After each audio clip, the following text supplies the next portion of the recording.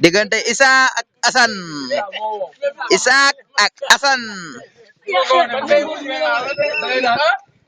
maa ngi kër di ndem ba ndey ay ba ñu la duggee jiw kenn daanu sa morom yow ñu bàyyi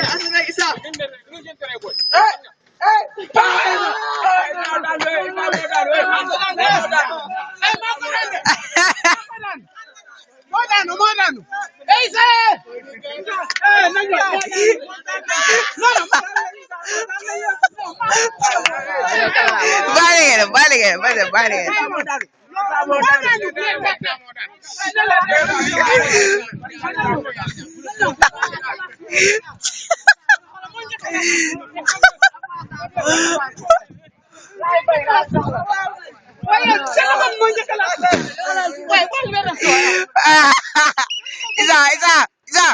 Isa, kaya jël interview. Isa.